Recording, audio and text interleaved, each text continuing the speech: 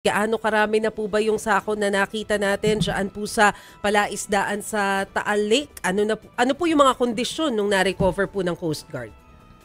Well, sa buong araw po na ating diving operation na ginawa po ngayon, ay nakarecover po tayo ng 2 sako po. So ito po ay na-turn over na rin po natin sa SOCO to further verify po ang laman ng mga ito. Pero I wonder kung paano po siya naiangat from dun sa ilalim kasi 4 years. So parang nai-imagine ko baka durog na ba yun? Paano po?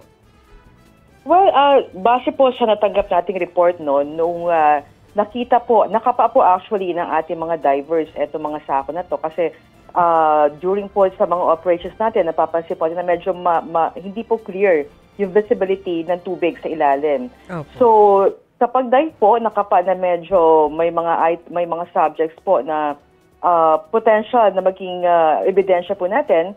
So, they handle the object carefully. They put fine mesh net po to preserve yung evidence.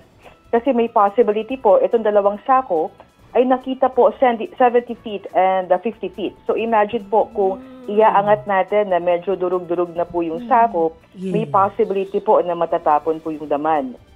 So, naglagay po tayo ng fine mesh net to preserve para hindi po hindi matapon or hindi po natin mawala yung materials na makukuha po natin habang paakyat po ang ating divers. Opo, pero paano po yung magiging procedure doon pagka retrieve po ninyo, saan po yung dadalhin?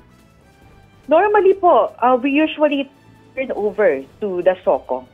Okay. To preserve po yung chain of custody. Yan po ang iniingatan po natin na hindi po ma-contaminate yung makukuha po natin mga bagay sa ilalim po ng tubig.